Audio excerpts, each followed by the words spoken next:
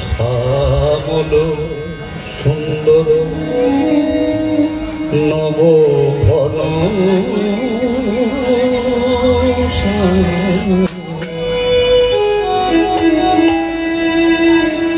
যশোদা নয়ন নয়নাভি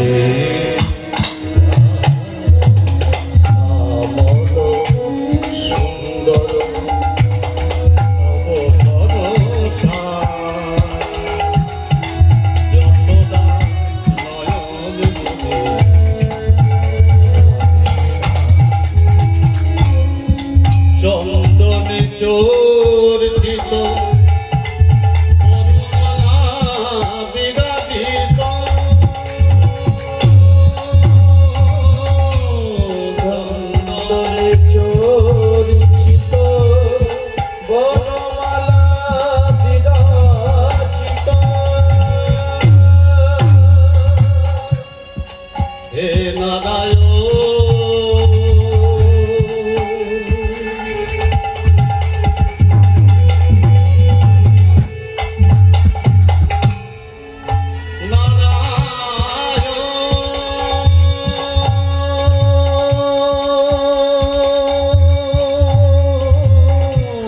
চন্দনে চর্চিত বনমালা বিরাজিত শ্রীরাধা রমণ অন্তিম শ্রীরাধা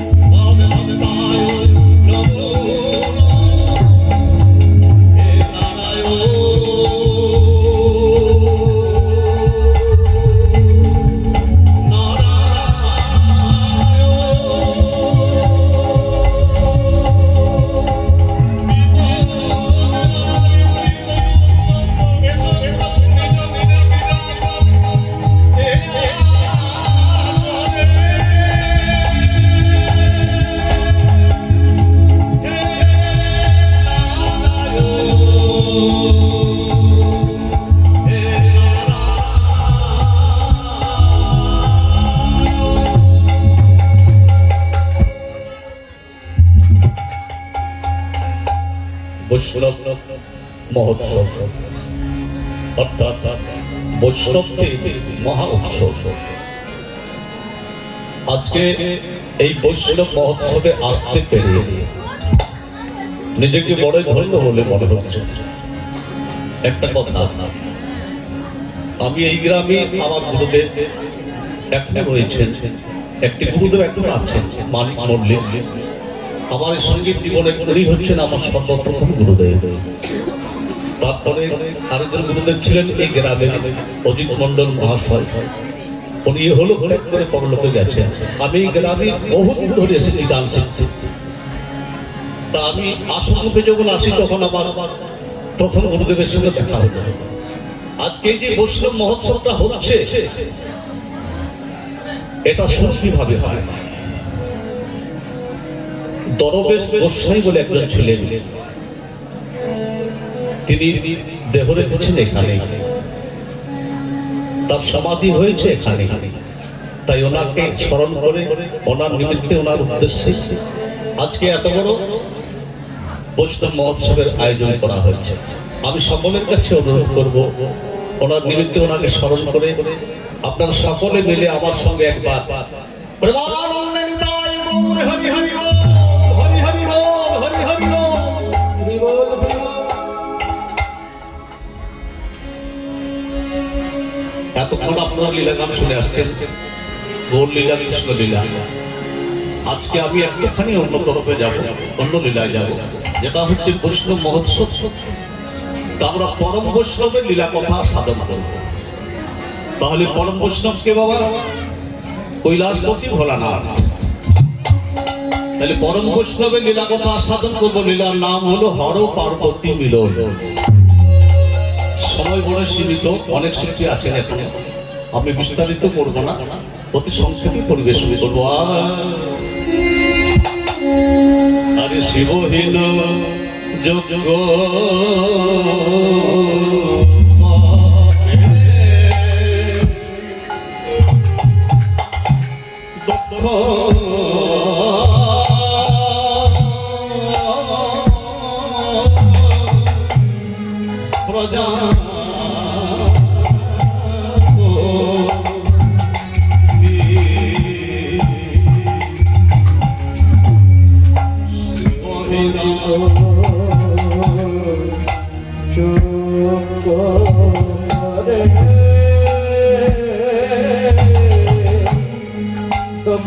প্রজা প্রজা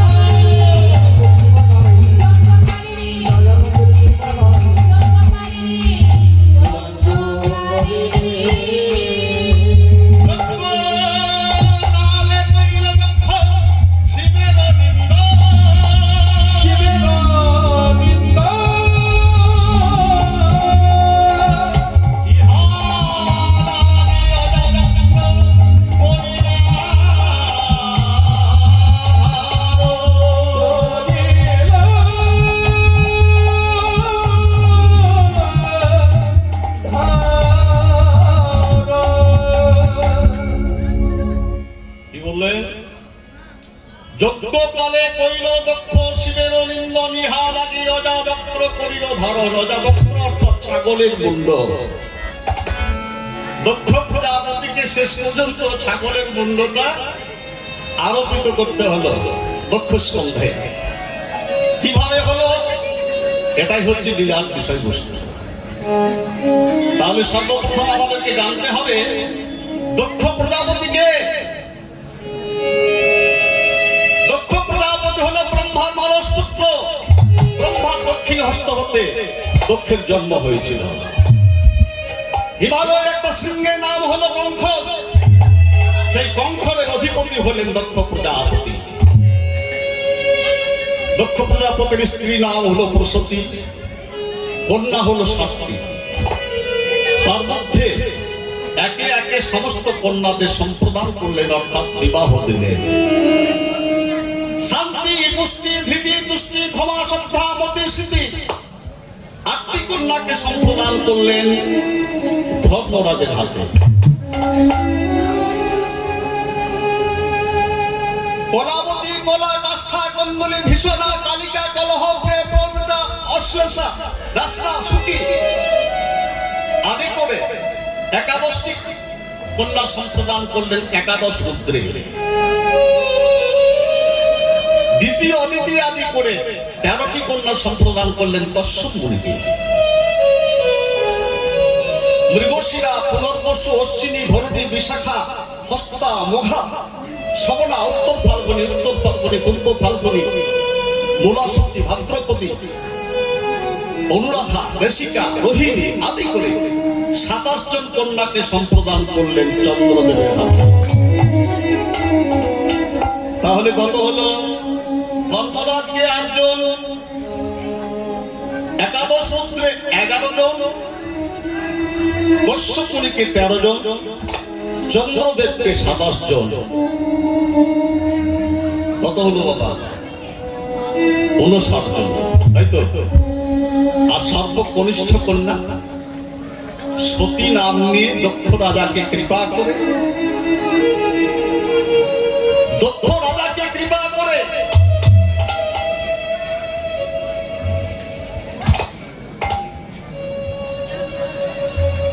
কনিষ্ঠা কন্যা রূপে মা জন্মগ্রহণ করলেন, যদিও পূর্ব প্রতিশ্রুতি অনুসারে। তাহলে পূর্ব প্রতিশ্রুতি কি আছে? অনাদির আদি নিরঞ্জন একাকি কামনা ক্রমে বসিয়া জগৎ সৃষ্টি কামনা হেতু নিজ অঙ্গ হতে আত্মাকে সৃষ্টি করিয়া তৎসহ সহস্র বৎসর মিলনে থাকায় 3টি অন্ডে 3টি পুত্র জন্মগ্রহণ করিল। নাম হইল ব্রহ্মা, বিষ্ণু, মহেশ্বর। অনাদির আদি নিরঞ্জন বললেন, যাও তুমি একজনকে, একটি পুত্রকে প্রতিরূপে গ্রহণ করে তুমি জগৎ সৃষ্টি করো। বাবা সর্বপ্রথম চলে এলেন ব্রহ্মার কাছে। ব্রহ্মা এই হেন কথা শুনে মস্তক ঘূর্ণিত করলেন না। পরবর্তীকালে গেলেন বিষ্ণুর কাছে। বিষ্ণু কথা শুনতে না শুনতে ভয়ে পালিয়ে গেলেন।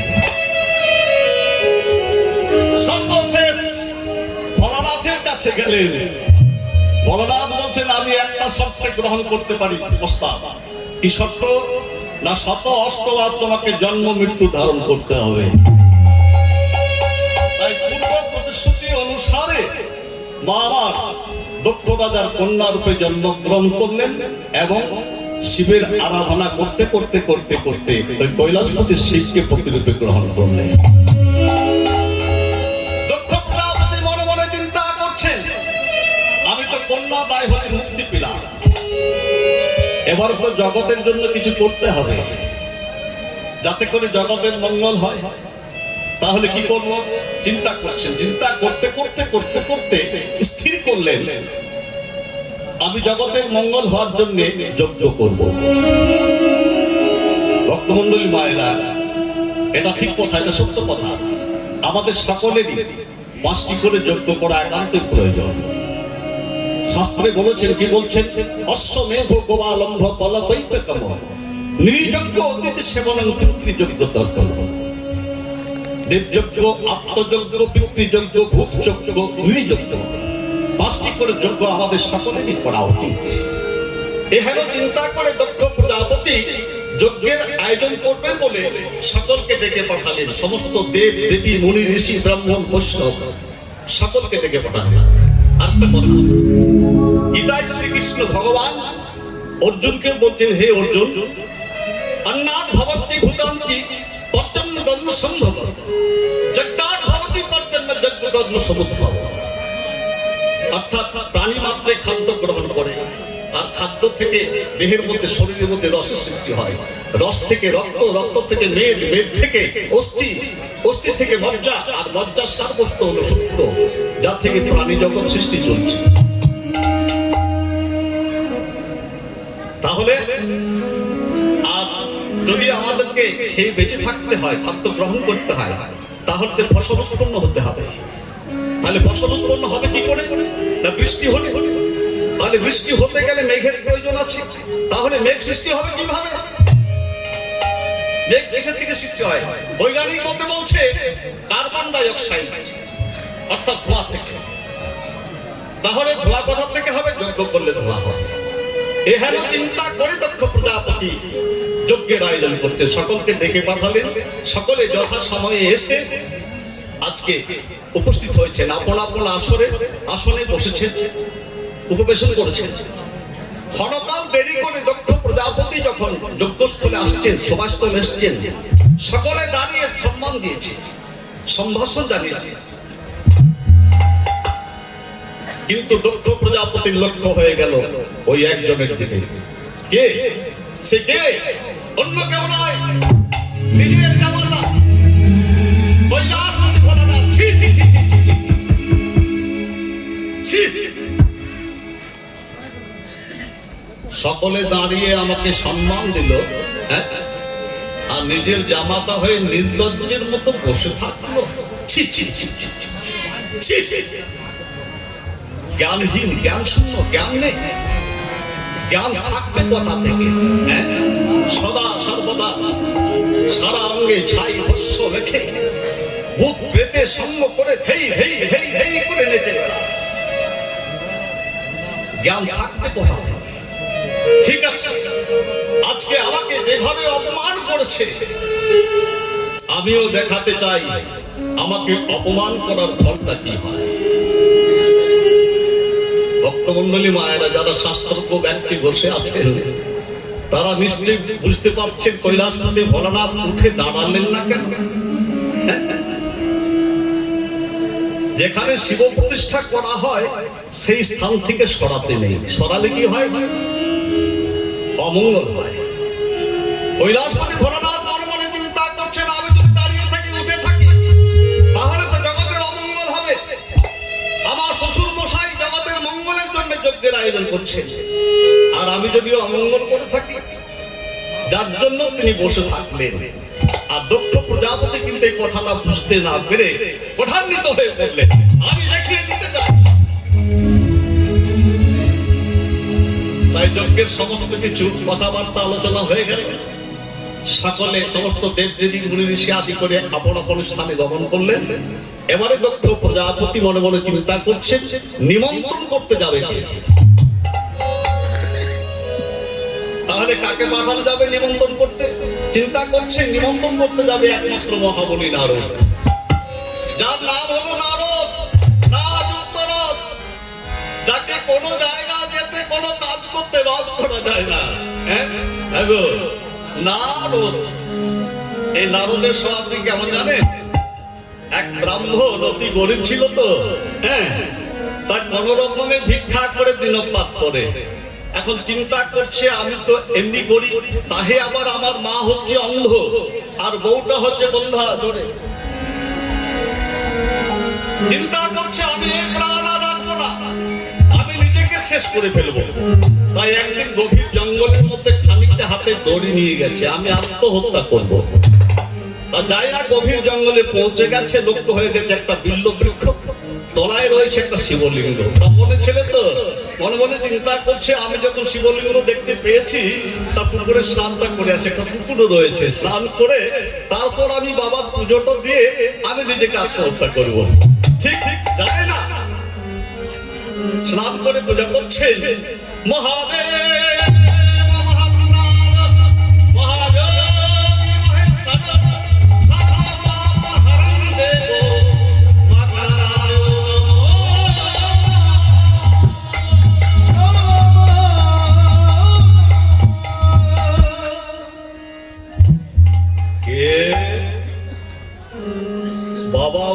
অনেকদিন বেলতলায় বসে আছেন গো, কোনো ফুল জল পাননি। হায় হায়, তাহে আবার ব্রাহ্মণের ছেলে এসে পূজা করছে। বাবা আমার জেগে উঠেছে, বল বেটা তুই কি বল দিবি? আমি তোকে, তুই যা চাইবি আমি তোকে তাই দেবো। ব্রাহ্মণ যায় না, বরটি নিতে যাবে, এমন সময় কোথায় ছিল মহামুনি নারদ ছুটে এসে ব্রাহ্মণকে টেনে নিয়েছে। শোনো শোনো শোনো শোনো, আজকে বর চাইবে না, বলো কালকে এসে দেবো। ঠিক ব্রাহ্মণকে নিয়ে এসেছে, মহামুনি নারদ যা বোঝাবার বুঝিয়ে দিয়েছে। পরের দিন সকালবেলা ব্রাহ্মণ সন্তান আবার পূজা করেছে, বাবা আমার বর দেবার জন্য উদ্যত হয়েছে। ঠিক আছে, নারদ এমন একটি কথা শিখিয়ে দিয়েছে যে ব্রাহ্মণ সেই বরটি চাইছে আর একসঙ্গে সমস্ত সমস্যার সমাধান হচ্ছে। তাহলে কি এমন বর চাইছে বাবা? দেখো, আমার তো অনেক মায়েরা বসে আছেন, অনেক বাবারও বসে আছেন, আসলে যদি খালি লাগছে এখন। যাই হোক, বলতে পারবেন এমন কি একটা বর চাইছে যে একটা বর চাওয়াতে সমস্ত দুঃখ দূর হয়ে যাচ্ছে? তাহলে কি চাইলো? নারদের কথা মতো ব্রাহ্মণ চাইলো, হে বাবা, আমায় যদি বর দিতে চাও তাহলে এমনি বর দাও, হ্যাঁ, আমার ছেলে যেন সোনার থালায় খায় আর মা যেন দেখে যায়। হলো না? সোনার থালায় যদি ছেলেটা ভাত খায় তাহলে ব্রাহ্মণের কোনো অভাব থাকবে? আর অভাব থাকবে? আর মা যদি দেখে যায়, মা কি আর অন্ধ থাকবে? আর ছেলে যদি হয়ে থাকে তাহলে বউটাকে বন্ধা হবে। এই হচ্ছে নারদ। তা নারদকে ডেকেছে, আসতে হয়। নারদকে ডেকেছে, তা নারদকে দক্ষ প্রজাপতি বলছে, মনিবর আজকে সমস্ত জায়গা যাবে, সকলকে নিমন্ত্রণ করবে, কিন্তু কৈলাসে তুমি যাবে না। কৈলাসপতি ভোলানাথকে তুমি নিমন্ত্রণ করবে না। মহামুনি নারদ হেয়ালি চন্দ্রে বলছে, রাজন সে কি, একই কথা বলছেন? যে কোনো যাগ যজ্ঞ পূজা অর্চনা করতে গেলে আগে পঞ্চ দেবতাকে আহ্বান করতে হয়। তাহলে কৈলাসে রয়েছে তিনজন, গণেশ, মহেশ, শক্তি, আর সেখানে যেতে আপনি আমাকে নিষেধ করছেন? আর তাছাড়া ভূমিশূন্য রাজার রাজ্য, বিদ্যাশূন্য ভট্টাচার্য, আর গঙ্গা শূন্য দেশ, ভজন শূন্য মালা, শিবন শূন্য তালা, আর বস্ত্র শূন্য দেশ। এইভাবে মহামুনি নারদ অনেক করে হেয়ালি করছেন। বাবা, এখান তারা তো সময় নেই, সবকিছু সংক্ষেপে হচ্ছে। তাই এখানে দক্ষ প্রজাপতি বলতে, ঠিক আছে, আমি কোনো কথা শুনতে চাই না, আমি দেখাতে চাই আমাকে অপমান করার ফলটা কি হয়। এদিকে রানী প্রসূতি কাঁদতে কাঁদতে অন্তঃপুর হতে এসে মহারাজ দক্ষ রাজাকে বিনয় করে বলছেন ওই সতীকে আনার জন্য। কিন্তু দক্ষ প্রজাপতি ধমক দিয়ে রানীকে অন্তঃপুরে পাঠিয়ে দিলেন। দক্ষ প্রজাপতি মহামুনিকে বলছে, মনিবর আর দেরি না করে যাও, তুমি সর্বত্র নিমন্ত্রণ করে। আমি বারবার বলতে বলছি, তুমি সব জায়গায় যাবে, নিমন্ত্রণ দেবে প্রতিজনে জনে।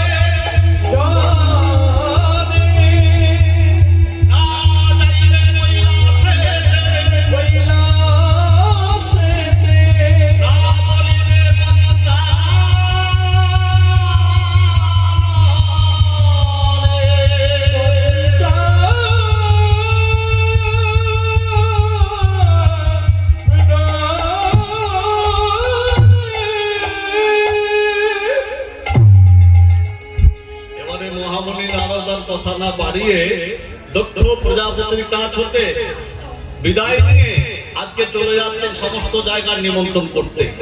তা মহামুনি নারদ কেমন করে যাচ্ছেন? এগো, মহামুনি নারদের ভাবটি কেমন হয়েছে? শ্রী হরি সজন করি জয় বলে করি,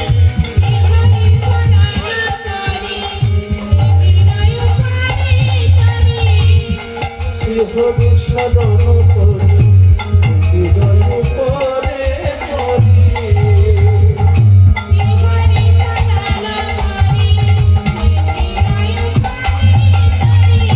মহামুনি নারদ আমি করিলাম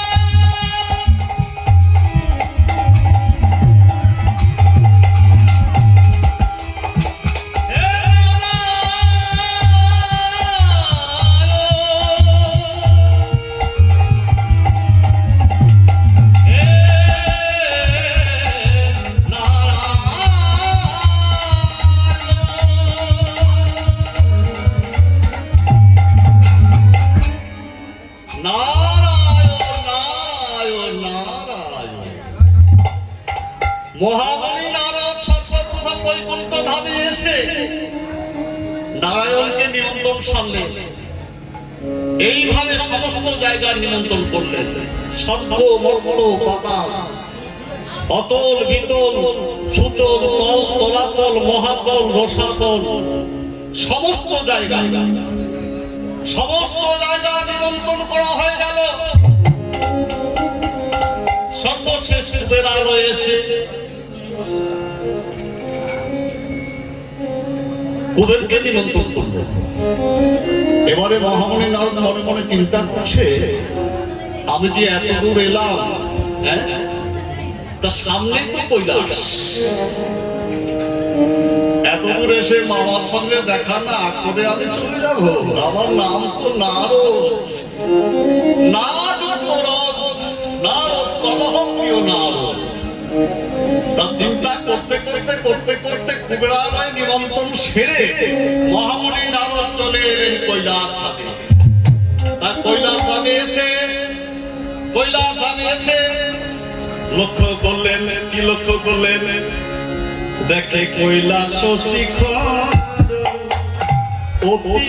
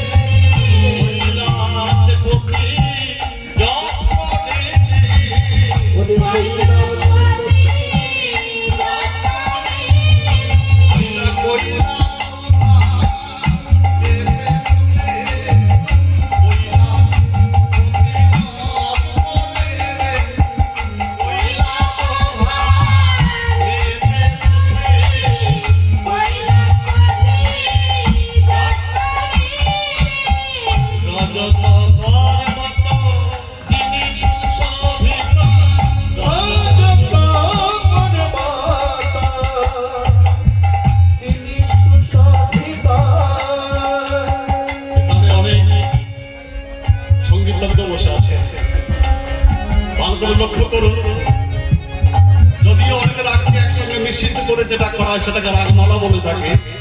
এখানে আমি দুটি রাগের সমন্বয়ে যে কাজটা আমি করছি, আপনারা ভালো করে একটু লক্ষ্য করে দেখুন।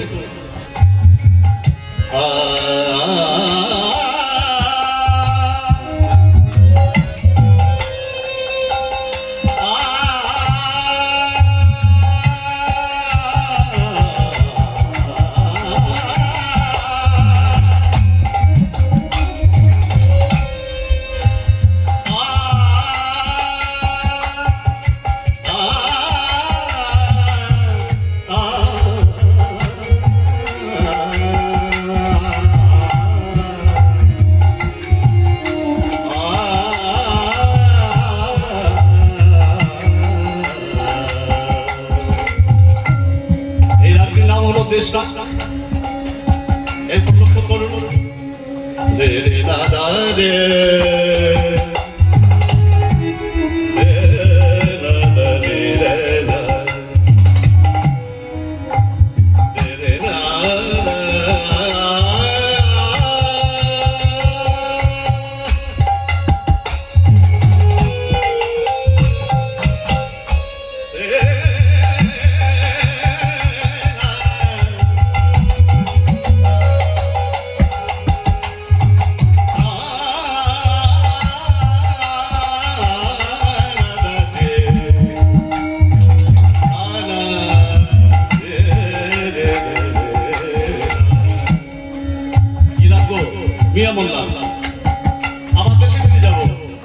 ফেরে না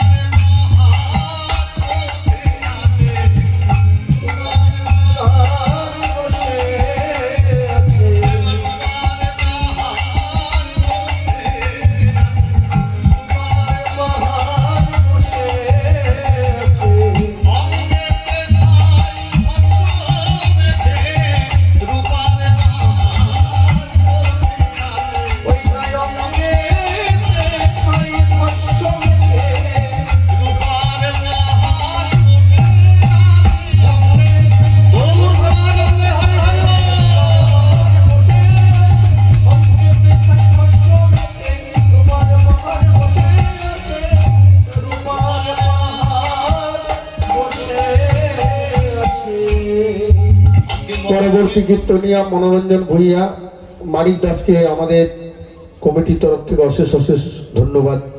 তিনি এত সুন্দর কীর্তন পরিবেশন করে গেলেন। তাই এখানে মহামণি নারদ কি চিন্তা করলেন, মামার আগে তো ধ্যানটা ভঙ্গ করতে হবে, তার কথা বলবো কি করে। তাই মহামণি নারদ কি করছেন, মামা ধ্যান ভঙ্গ করছেন। বাবা আমরা সকলে মিলে একসঙ্গে ভোলানাথের শরণাপন্ন হবো। কেন এই কৈলাসপুরে ভোলানাথকে যত শীঘ্র কৃপা পাওয়া যায়, অন্য কোনো দেবদেবীর কৃপা পাওয়া যায় না। আপনারা ভালো করে জানেন। যদি ভবিষ্যতে আমি আপনাদের সামনে কোনদিন আসতে পারি, আমি আবার ভালো করে ব্যাখ্যা করব, ঠিক আছে। আজকে মহামণি নারদ কি করছেন, বাবা ধ্যান ভঙ্গ করছেন। প্রণমামি শিব শিব পার্বতী